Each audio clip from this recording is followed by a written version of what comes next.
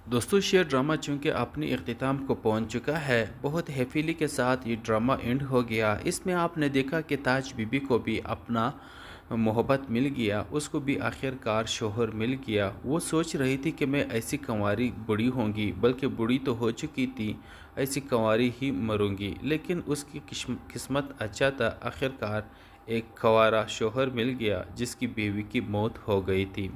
अब उनके साथ उनका इंटरेक्शन तो हॉस्पिटल में स्टार्ट हो गई थी। अब फाइनली डॉक्टर साहब ने भी उसे प्रपोज़ कर दिया कि मैं अपने घर में एक बीवी की मुझे ज़रूरत है, मुझे एक बीवी चाहिए। आपको एक शौहर की ज़रूरत है, आपको एक शौहर चाहिए।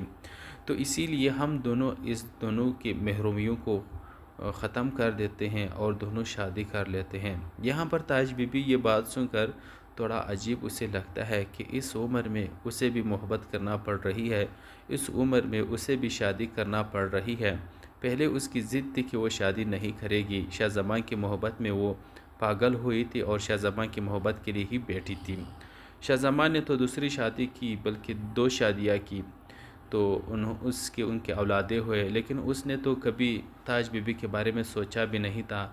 लेकिन ताज बीबी बिला वजह उसकी मोहब्बत में पागल होती जा रही थी और उसके यादों को अपने एक बॉक्स में संभाल कर रखी थी कि कभी ये दुश्मनी ख़त्म होगी और शाहज़मान आकर के मुझसे शादी कर लेगा। लेकिन उसका वो ख्वाब ख्वाब ही रह गया।